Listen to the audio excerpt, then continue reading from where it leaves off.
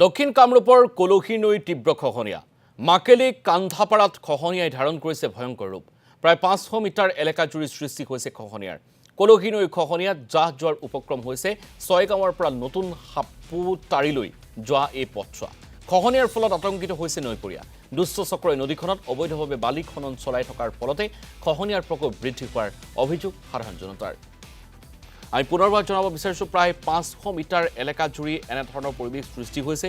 নৈত জাহ যোৱাৰ উপক্ৰম হৈছে ছয়গাঁও নতুন হাপুতৰি নামৰ যি এলেকা, সেই এলেকাটোৰ এই অংশটো আৰু অবৈধ বালি খনন যিহেতু চলি আছে ধাৰাবাহিকভাৱে, আৰু তাৰ ফলশ্ৰুতিতেই এনেধৰণৰ পৰিৱেশ পৰিস্থিতিৰ সৃষ্টি হৈছে।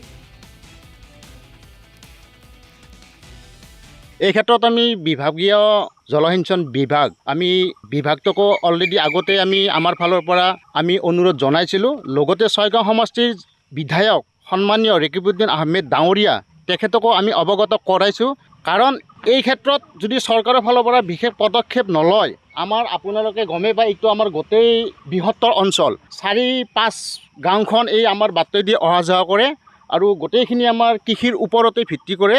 গতিকে চৰকাৰক আৰু লগতে ছয়গাঁও সমষ্টিৰ বিধায়ক ডাঙৰীয়াক অনুৰোধ জনাইছোঁ, অনতি পলমে যাতে এই ক্ষেত্ৰত এই খহনীয়া ৰোধৰ ক্ষেত্ৰত যাতে পদক্ষেপ গ্ৰহণ কৰে।